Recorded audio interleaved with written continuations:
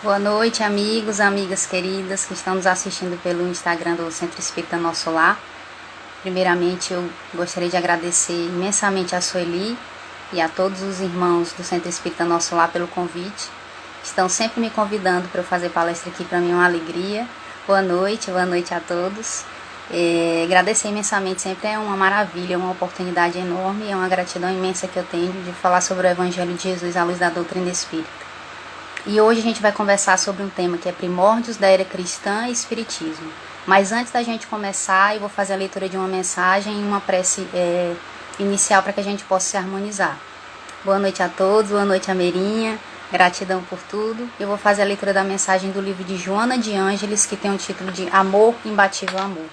É um livro belíssimo dela e eu vou ler uma mensagem desse livro que ela fala justamente sobre o amor. Ela fala assim: o amor é substância criadora e mantenedora do universo, constituído por essência divina. É um tesouro que quanto mais se divide, mais se multiplica, e se enriquece à medida que se reparte. Mais se agiganta na razão que mais se doa. Fixa-se com mais poder, quanto mais se irradia. Nunca perece, porque não se entibia nem se enfraquece. Desde que sua força reside no ato mesmo de doar-se, de tornar-se vida. Assim como o ar é indispensável para a existência orgânica, o amor é o oxigênio para a alma, sem o qual ela se enfraquece e perde o sentido de viver. Então, depois da leitura dessa mensagem belíssima de Joana de Ângeles, eu gostaria de convidar todos que estão aqui nesse momento ao vivo e depois que vão nos assistir pela conta do Instagram, que nós possamos nesse instante fechar os nossos olhos para quem assim se sentir melhor, mais à vontade, só para que a gente possa se conectar melhor e assim conseguir se conectar ao Cristo, à espiritualidade amiga, para fazer a nossa prece inicial. Então, aqueles que se sentirem à vontade nesse momento, fechar os olhos, para que nós possamos nos conectar ao Mestre Jesus e aos benfeitores amigos que estão sempre conosco, estão conosco nesse instante, e agradecer imensamente essa oportunidade de estarmos reunidos aqui mais uma vez. Mestre Jesus, benfeitores amigos, agradecemos todo o auxílio e o amparo que recebemos constantemente, por estarem sempre conosco, nos intuindo, nos aconselhando, nos dando a força e a coragem de que necessitamos para continuar a nossa jornada aqui na Terra. Pedimos auxílio nesse momento. Estejam aqui conosco para que possamos abrir a nossa mente, abrir o nosso coração aos ensinamentos que iremos receber do Evangelho de Jesus, à luz da doutrina espírita santa e libertadora. Permaneçam conosco para que possamos internalizar os ensinamentos divinos, colocando no nosso íntimo, para que com o tempo possamos sentir e vivenciar conosco e com todos aqueles que nos cercam, encarnados e desencarnados. Permaneçam conosco nesse instante, nos amparando e nos auxiliando, porque precisamos muito. E nesse momento, pedimos a permissão para dar por iniciada essa atividade de amor de hoje. Que assim seja. Então, depois de termos feito a leitura da mensagem de Joana, que é belíssima, e depois da prece, para que a gente pudesse harmonizar, a gente vai conversar hoje sobre primórdios da era cristã e espiritismo. Conversar um pouquinho sobre como Cristo chegou aqui na Terra e o que ele veio ensinar para a gente. Que tipo de ensinamento que ele trouxe, qual era o comportamento dele, para que a gente possa entender melhor esses ensinamentos, esse amor que ele trouxe, essa verdade que ele trouxe para que a gente se libertasse.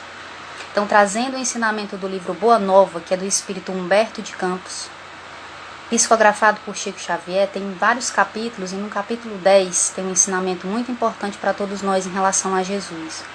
De como que ele se comportava, de como que ele agia e de como que isso é importante para cada um de nós. Porque Jesus sendo nosso guia, nosso modelo, nós devemos saber como que ele age, como que ele faz, o que ele faz, da forma que faz, para que a gente possa, com o tempo, internalizar esse comportamento na nossa vida, que não seja nessa encarnação, mas que comece nessa encarnação, que é o mais importante aqui.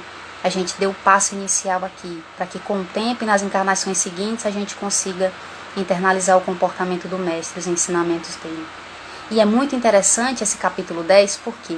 Porque mostra o começo dos ensinamentos, das pregações do Evangelho de Jesus. Quando Jesus estava no lago de Genezaré com os apóstolos, com os discípulos, pregando, ensinando, auxiliando as pessoas. Então ele teve muito êxito, ele curou, ele consolou, ele auxiliou, ele amparou a cada uma daquelas pessoas. Quanto mais ele fazia, quanto mais ele ensinava, quanto mais ele curava e consolava, mais ele sofria resistência.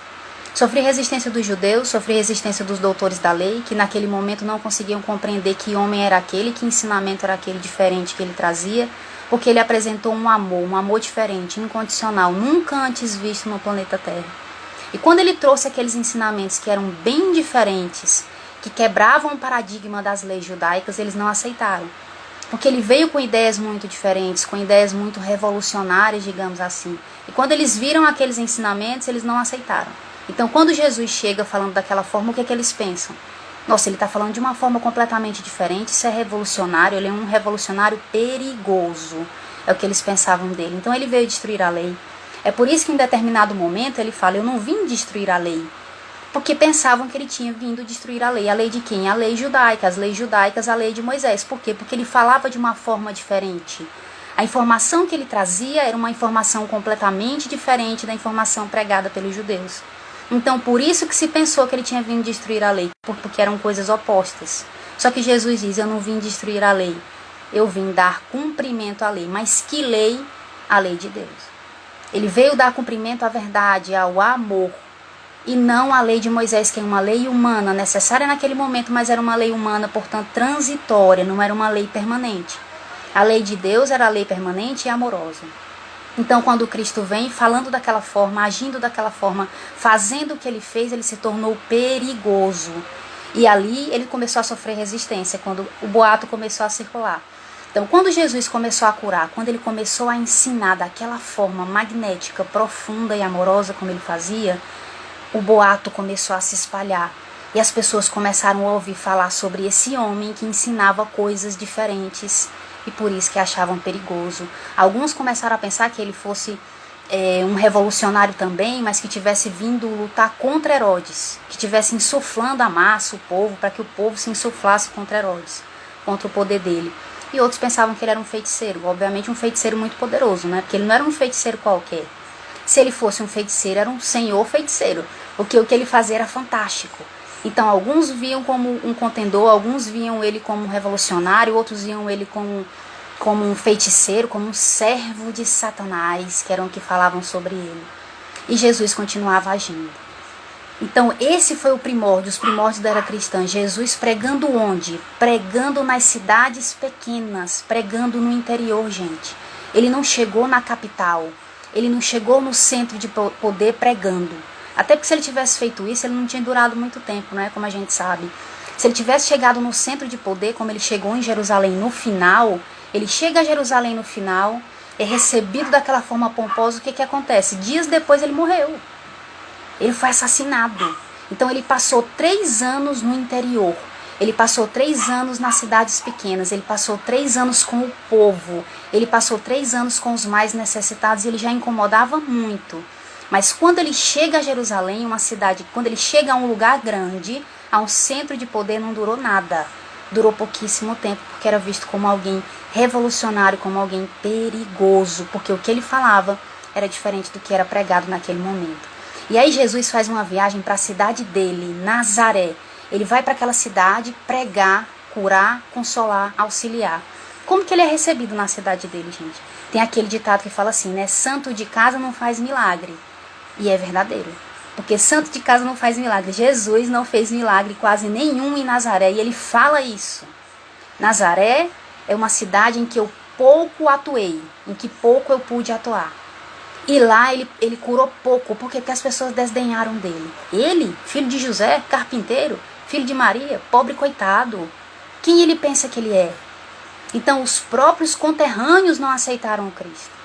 Os próprios conterrâneos duvidaram dele. Duvidaram dele, da capacidade dele, do que ele estava falando. É maluco, é louco, é perturbado.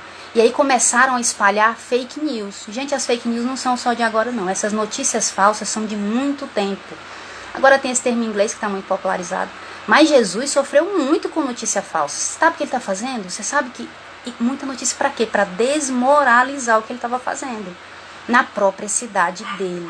E aí o que aconteceu? Como tinha muita gente se levantando contra ele em Nazaré, os discípulos começaram a discutir com as pessoas. Começavam a discutir com as pessoas na rua. Porque os discípulos, os apóstolos de Jesus, por mais que já tivessem sido preparados, eram espíritos com um certo grau de evolução, ainda tinham imperfeições. O único que não tinha era o próprio Cristo. Mas os discípulos, todos eles, todos tinham imperfeições. A gente pode ver isso, inclusive, no livro Boa Nova. A gente pode ver as dificuldades de cada um. E eles tinham imperfeições. Então, quando se criticava o Cristo, se duvidava dele, do que ele estava fazendo, eles começavam a rebater. E era o tempo todo, porque em Nazaré foi muito complicado. Eles não tinham sossego. Eles não tiveram sossego em Nazaré. Eles chegaram em outras cidades que ele não era conhecido e ele teve muito mais êxito. Ou seja, na cidade dele, dos conterrâneos dele, que conheciam ele foi completamente desprezado. E era tanta confusão, era tanto problema que Mateus, por exemplo, pensou, a gente tem que criar essas discussões públicas para mostrar a verdade, para mostrar que os ensinamentos do mestre, do Messias são verdadeiros, que ele é o Messias. E eles ficavam conversando entre eles, né, os apóstolos e os discípulos, para poder encontrar o meio termo. A gente precisa defender, a gente precisa mostrar que é verdade, tem que fazer discussão pública. E quando as pessoas chegavam com sarcasmo, com ironia, eles rebatiam. Rebatiam sempre para defender o Cristo, como eles estavam falando, defender o Cristo, defender as ideias. E aí muita confusão, e ele como que estava? Em silêncio e trabalhando. Então ele não parou de fazer, ele não parou de ajudar, de auxiliar, mesmo quem não queria.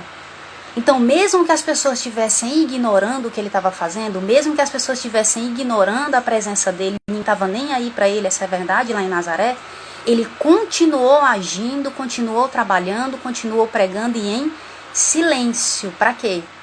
Para ensinar. Então todo o comportamento dele, tudo que ele fez, da forma que ele agiu, era para que a gente prestasse atenção e copiasse. Então os discípulos brigando, discutindo, defendendo e ele agindo.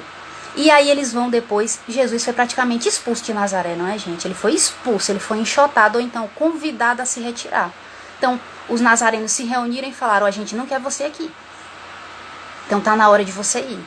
E aí ele foi sereno e com um sorriso de amor no rosto, não com um sorriso irônico, mas um sorriso de compreensão e de amor. E os discípulos brigando e discutindo com todo mundo. E quanto mais discutiam, quanto mais sarcasmo, mais doía. E aí eles foram para Cafarnaum. Quando chegaram lá, Jesus teve um momento que ele estava sozinho com Filipe e Pedro. E aí eles começaram a conversar, Senhor, que confusão lá em Nazaré. Isso está em Boa Nova, claro, gente, de uma forma mais bonita do que eu estou falando. Mas Senhor, vocês viram, Senhor, você viu o que aconteceu em Nazaré? Foi muito ataque, a gente sofreu muito, mas a gente não deixou de defender o Senhor nunca. A gente sempre defendeu, a gente sempre rebateu, a gente sempre tinha uma réplica, a gente sempre falava alguma coisa, a gente nunca deixou nenhuma ponta solta. E Jesus ouvindo, sereno e com um sorriso de amor no rosto, com compreensão. E Pedro falou, sim, estavam falando que o Senhor era servo de Satanás. E a gente, não é isso. E começavam a discutir de Jesus. Não, ele é o Messias, ele não é servo de Satanás. Olha o que ele fez, ele trouxe a verdade, o amor para a gente construir o reino de Deus aqui na terra. E aí ele em silêncio, Filipe e Pedro ficam esperando o que ele vai dizer. E aí ele fala assim, a melhor réplica é o trabalho. A melhor réplica que a gente pode dar para alguém é o trabalho justo, é o trabalho útil, é continuar fazendo o que a gente faz, é continuar fazendo o que a gente está fazendo e não rebater com palavras em discussão. E aí eles ficam assustados e doídos também, magoados, porque eles estavam defendendo ele e ele fala aquilo. Então eles estavam contando que Jesus, a gente defendeu o Senhor, a gente defendeu, rebateu, não deixou nenhuma ponta solta, não deixou ninguém sair lá sem ter uma resposta, e ele dá essa resposta para eles. A melhor réplica é o trabalho. A melhor réplica é o trabalho útil. Por quê? Porque enquanto eles estavam discutindo com os nazarenos em relação se o Cristo era o Messias, se ele não era, brigando naquelas discussões, Jesus estava fazendo o que ele sempre fez, continuou fazendo o trabalho. E não julgou ninguém também, nem eles, nem repreendeu nenhum dos discípulos.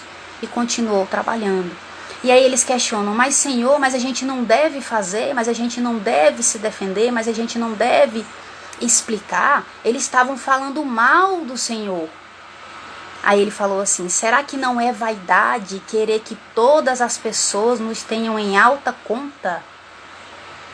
Tenham um alto conceito em relação à nossa personalidade? Que forte isso, né, gente?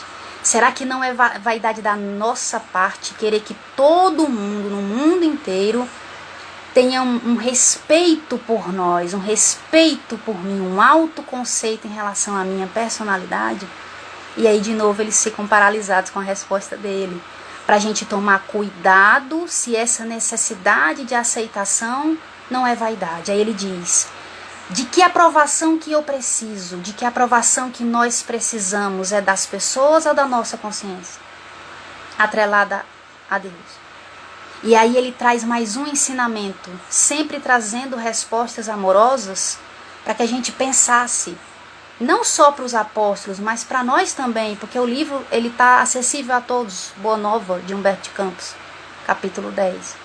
Então, quando ele traz essa informação, de quem que eu estou buscando a aprovação? Será que é dos homens que eu estou buscando a aprovação? Mas será que a aprovação que eu não tenho que buscar é da minha consciência? Atrelada a Deus, às leis de Deus? Porque se eu for querer agir de acordo com o que os homens acham que é o ideal, vai ter um problema. Por quê? Porque o mundo fala, pensa e age de uma forma e Deus traz outras informações pra gente através do Cristo. Porque a verdade do mundo é diferente da verdade, que é única, que é de Deus, trazida pelo Cristo, que veio testemunhar pra gente. Então, se a gente quiser a aprovação dupla, vai ser muito difícil. Porque são duas situações e duas ideias completamente diferentes. Então ele pede para que a gente observe se essa necessidade de aprovação do mundo não é vaidade. De que os outros não tenham em alta conta a Ju. E aí quando a gente para pensar nessa preocupação que a gente tem com o que o outro pensa, gente, isso é um fardo na nossa vida. Eu falo isso porque eu me preocupo com o que os outros pensam. Isso é uma coisa que é um hábito da nossa sociedade. A gente tem a preocupação com o que o outro pensa, a gente vai trabalhando para que isso reduza a cada dia. E Jesus vem chamar a atenção para que a gente comece a deixar isso de lado. Para que o que o outro pensa, sente, fale, seja um direito dele e que não me incomode tanto. Porque o outro tem livre-arbítrio, o direito de falar, de pensar principalmente. Não tem como eu tolher o pensamento do outro em relação a mim. É um direito que o outro tem e eu preciso aprender a lidar com isso.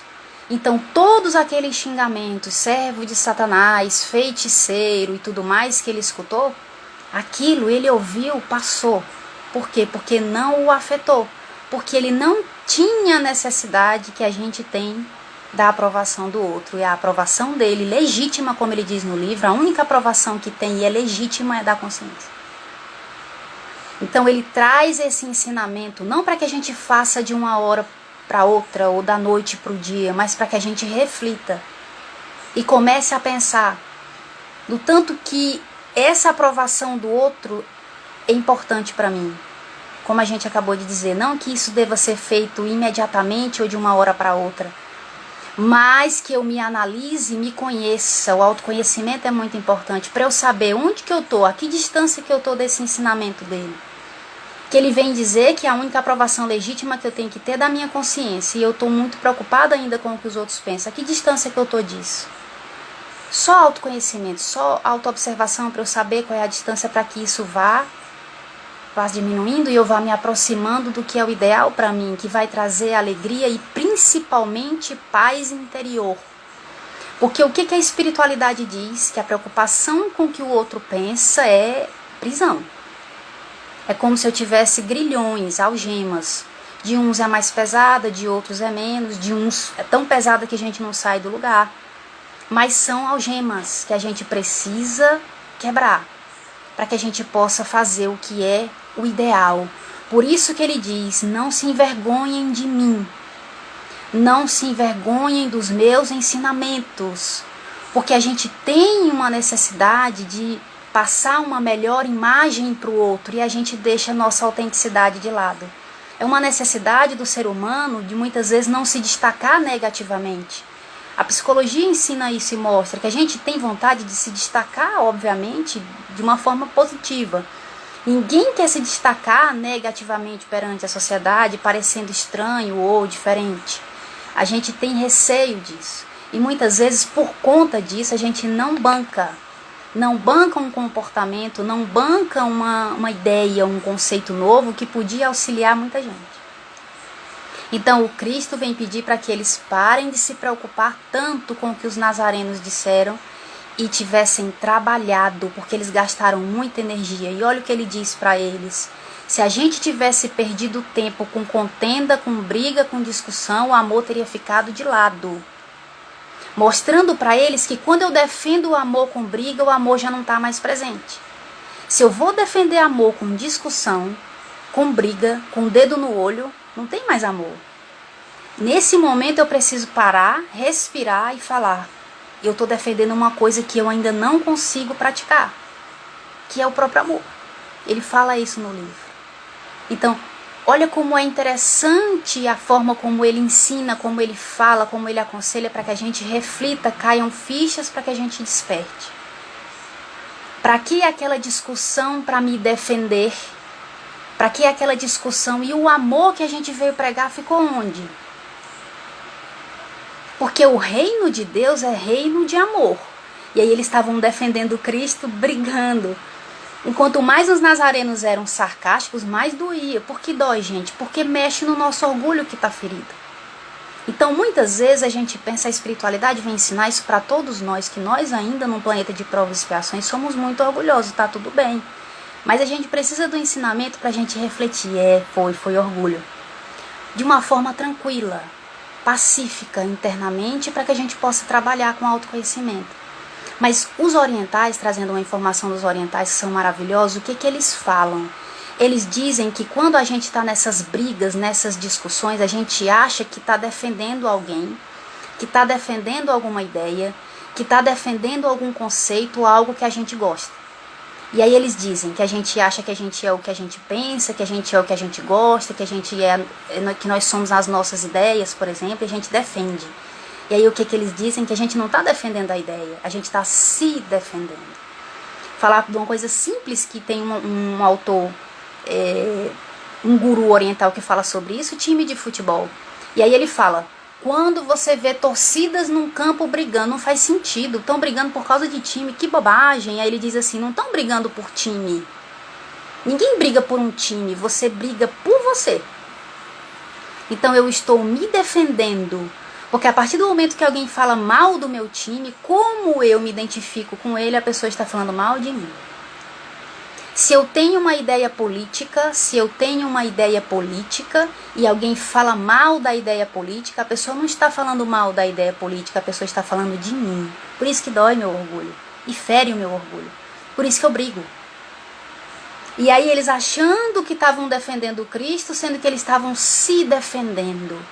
Por quê? Porque é muito doloroso para mim quando alguém vem falar de algo que eu acredito, que eu defendo, e desmoraliza aquilo, porque aquilo está me desmoralizando. Olha como isso é profundo. Porque esse ensinamento que eles trazem, porque alguém está me desmoralizando, e aí por isso que me dói. E aí a gente acha que está defendendo Cristo.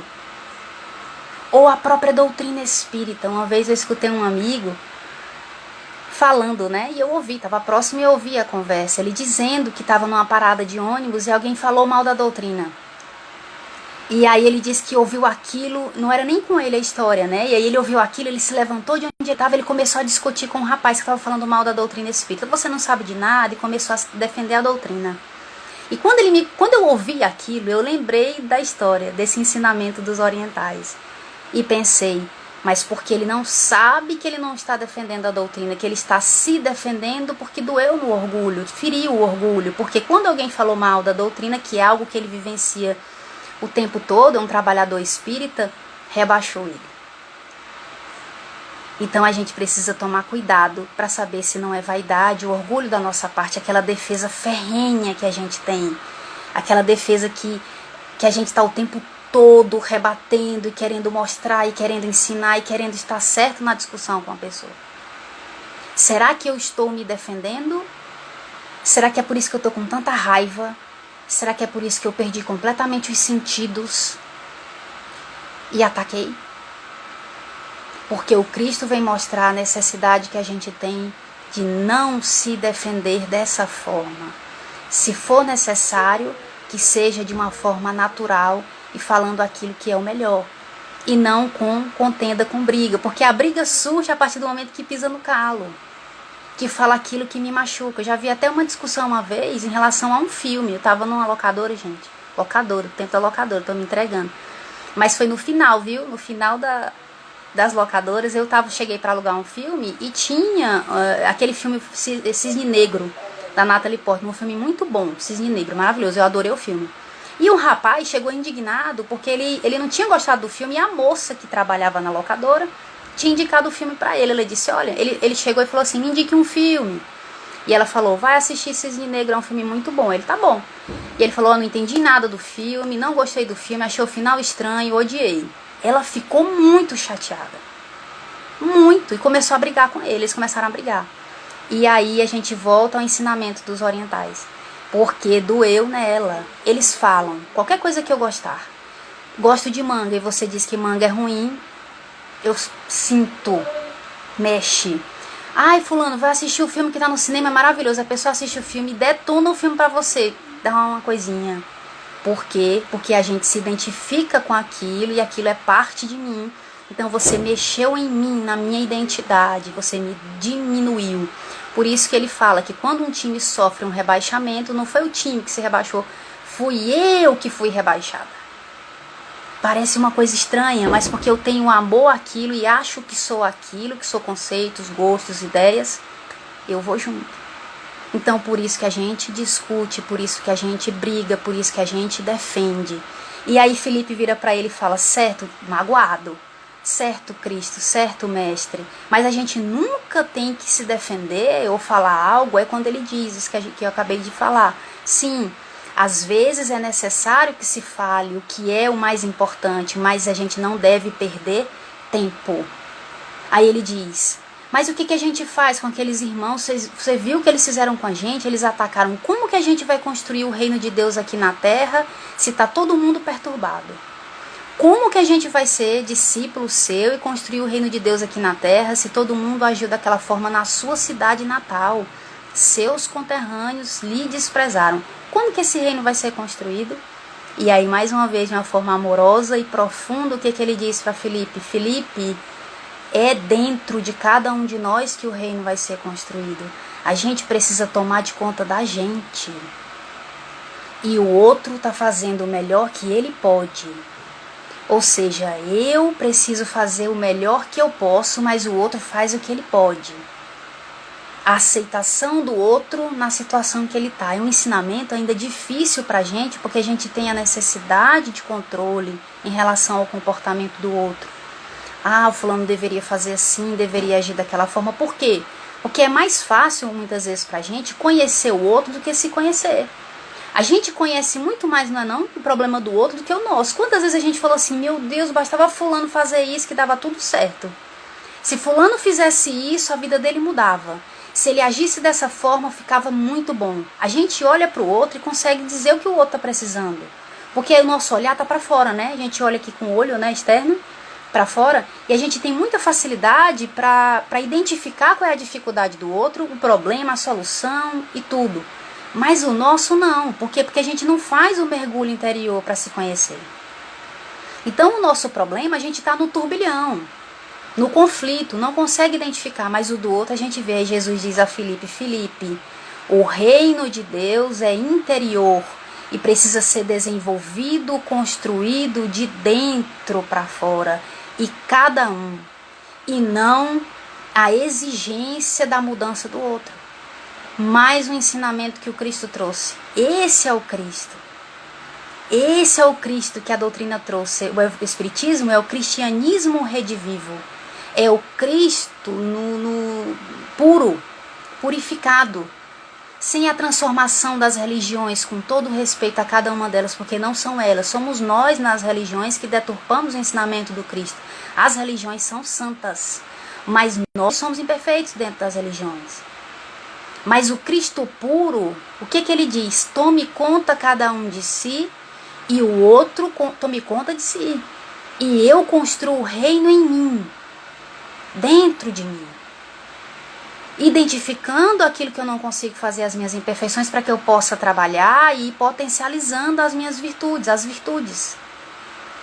Cada um com seu cada qual. Olha que fantástico. Jesus trazendo a verdade. Porque o que se fazia na época, gente? Como que era o comportamento da época quando Jesus veio? Era de apontar o dedo para o outro. Não que a gente ainda não faça mais isso, né? Mas a gente não tinha recebido as informações do Mestre naquele momento do Cristo. A gente não tinha as informações profundas do amor incondicional, da misericórdia. Então, naquele momento, os auto-intitulados santos, doutores da lei, eram santos. Por quê? Porque agiam de acordo com a lei de Moisés, com a lei mosaica, a lei judaica. Então, eles agiam de acordo, faziam os rituais, agiam com as regras, os dogmas e tudo mais. Mas e dentro? Não era feito um trabalho interior. E o cuidado da construção desse reino em si não existia, porque não se sabia, porque não se falava, porque não se vivenciava aquilo. Pouquíssimas pessoas. Era o tempo todo a gente olhando para fora, para o comportamento, censurando o comportamento do outro. Censura mesmo. Fulano já não é mais santo, porque se equivocou, errou, tá fora, cuspia no chão. Fulano tá fora, fulano tá fora. Então Jesus veio resgatar, veio trazer a verdade que liberta para cada um de nós. E mostrando para os discípulos que eles, continuando com aquele comportamento, eles não estavam fazendo diferente dos fariseus. Por isso que ele diz, cuidado com o fermento dos fariseus. E é engraçado porque no Evangelho, na Bíblia, eles pensam que é fermento de pão. Porque quando eles tinham muitas imperfeições, gente, eles não eram perfeitos, tinham muitas questões, muitas dificuldades como nós temos. Então eles, na ingenuidade deles, achavam que ele estava falando de pão. E Jesus estava falando do fermento, que é o comportamento farisaico. Esse comportamento que pode ser replicado nas religiões e que nós, como espíritas ou simpatizantes da doutrina que estejam assistindo agora, precisamos ter cuidado para não replicar esse comportamento, para que a gente cuide da gente, para que a gente olhe para dentro, para que a gente não sinta a necessidade de estabelecer uma verdade da doutrina espírita ou uma verdade da religião. Porque as religiões, elas tomaram a verdade muitas vezes para elas. E mais uma vez, com todo respeito a cada uma delas, são maravilhosas. Nós que somos imperfeitos dentro das religiões. Então nós temos dogmas, regras e dizemos, essa é a verdade. Se você não cumpre, você está fora. E aí eu começo a discutir, a minha verdade da minha religião é melhor do que a sua. E aí começa a briga. Começa a discussão. Que era o que ele mostrou para os apóstolos, mostrou para os discípulos naquele momento que estava acontecendo com Nazaré. Qual é essa necessidade da réplica na palavra? Continua, a melhor réplica é o trabalho, ou seja, o trabalho em mim. Para que eu dê o exemplo. E não para que eu fale e daqui a pouco esteja agindo de uma forma contrária ao que eu estou falando. Mas você precisa acreditar no amor. Brigando. Eu brigando, dizendo que a gente tem que acreditar no amor. É um momento de parar e de se observar e de se olhar. Olha o comportamento. Então o que acontece? Depois que o Cristo veio, nos primórdios da era cristã, com esse ensinamento profundo, puro, a verdade absoluta, as ideias foram deturpadas e todo mundo encaixotou o Cristo numa verdade própria. E a gente está brigando. Só que só tem uma verdade, como dizia Gandhi, é uma verdade só, os caminhos que são diferentes para chegar até ela. Mas é só uma verdade. Porque não adianta a gente achar que a verdade é minha. A verdade é de Deus. Haroldo Dutra fala de uma forma belíssima sobre isso. Num estudo da FEB, do Evangelho, né, segundo o Espiritismo, ele fala que Jesus era tão humilde, tão humilde que ele se colocou como testemunha da verdade, não como o dono da verdade, não como aquele que detinha a verdade, mas como testemunha da verdade. Porque a verdade nem dele era, é de Deus. Então, as religiões que são maravilhosas, mas nós dentro delas deturpando o ensinamento, estamos encaixotando a verdade para a gente, e a minha verdade é essa da religião, que é diferente da sua, e a gente começa a confusão. E nós, como espíritas, que é o espiritismo, a doutrina espírita é o cristianismo redivivo, puro, essência pura, é o Cristo voltando. Porque ele voltou com a doutrina espírita. Mas não fisicamente, porque ele não vai voltar fisicamente, a gente sabe, mas voltou com os ensinamentos.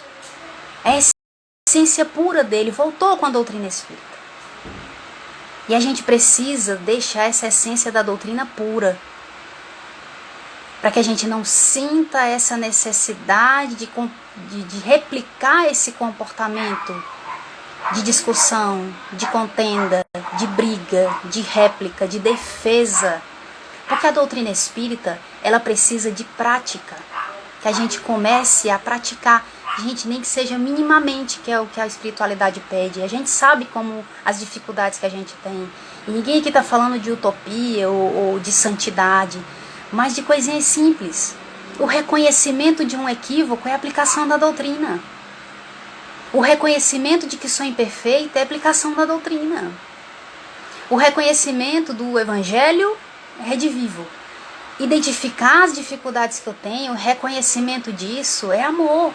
Porque é o começo, é o primeiro passo para eu mudar, para eu modificar aos pouquinhos a dificuldade que eu possa ter. E isso é uma necessidade de cada um de nós. Mas para que a doutrina permaneça pura, trazendo o Cristo de volta. Esse Cristo que vem mostrar que nós precisamos defender a doutrina, defender o Cristo, defender o Evangelho. Qual é a melhor maneira de defender? Qual é a réplica que ele falou? O trabalho útil. A melhor forma da gente defender o Cristo é buscar praticar o que ele falou, o que ele ensinou. Mesmo que seja difícil, mesmo que demore, mas a melhor defesa de qualquer ideia é eu vivenciar aquela ideia. Eu começar a sentir aquela ideia para que eu vivencie.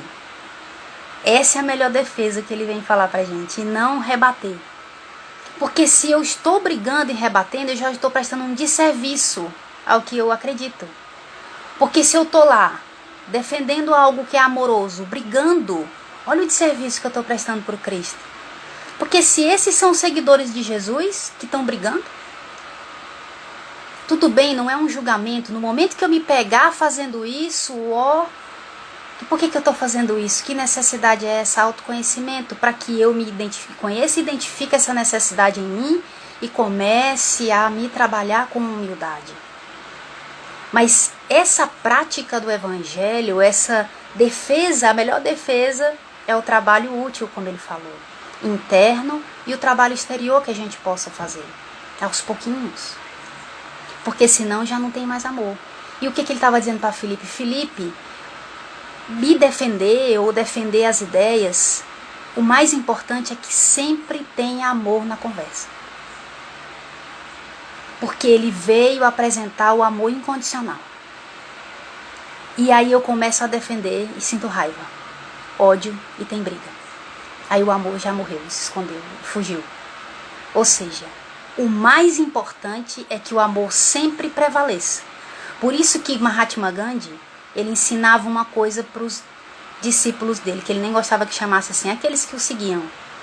Porque eles queriam rebater com violência as agressões. E ele disse assim, se eu mostro para alguém que é violento aquilo que ele já conhece, eu não estou mostrando nada de diferente para ele. Porque se eu for violento com ele, ele já conhece a violência muito mais do que eu. Ele bebe, come, dorme com ela. Ele é mais expert na violência do que eu. Ou seja, eu preciso mostrar aquilo que ele não conhece, que é o amor. Então esse ensinamento é muito profundo para nós. Se eu estou defendendo uma coisa, mas o amor está ausente, o amor é sempre o mais importante. Porque o amor sempre deve estar presente nas situações da nossa vida. É o ideal, mas a gente sabe que não é assim porque a gente ainda é imperfeito. Mas a gente está falando do que é o ideal para que a gente possa aos pouquinhos se aproximar de encarnação a encarnação. Mas o amor precisa sempre estar presente. E nós, como espíritas, em qualquer situação, se escutarmos qualquer coisa, se ouvirmos qualquer coisa, Emmanuel diz o quê? Que a gente deve falar. Ele fala isso no Caminho, Verdade e Vida, um livro para a gente encerrar, de mensagens. O que Emmanuel diz para nós espíritas? Que quando alguém falar qualquer coisa sobre a doutrina, se falar qualquer coisa sobre a doutrina, alguma ideia equivocada, deturpando a doutrina, desmerecendo, desqualificando de alguma forma, se a gente sentir que é importante que seja falado algo, a gente fala, senão a gente silencia. Porque senão vai gerar, o amor não vai estar presente. Sempre a gente tem que pensar assim, será que quando eu começar aqui a falar, será que o amor vai fugir? Porque o amor é mais importante do que tudo. Do que tudo. Então, se for necessário, porque às vezes é para esclarecer, talvez aquela pessoa precise de esclarecimento sobre a doutrina. Mas se não for, tá tudo bem. Não tem problema. E aí, Ju, não dá porque eu sou sangue quente. Tudo bem. É com o tempo. A mudança de comportamento, porque é um hábito, ela tem que ser com o tempo, é um processo. Mas aí, quando eu aceito isso, eu começo a prestar atenção.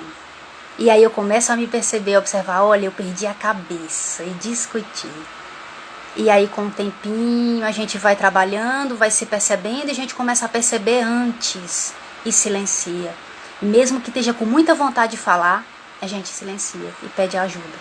Então a espiritualidade está sempre auxiliando a gente. Então sempre o amor deve estar presente. Esse é o ensinamento do Cristo.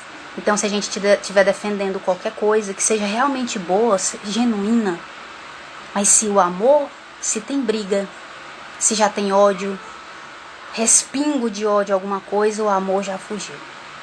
O amor já não está mais presente. E aí não faz mais sentido aquela conversa. Então, que a gente lembre desse ensinamento nos momentos em que a gente, como ser humano ainda, estiver escorregando.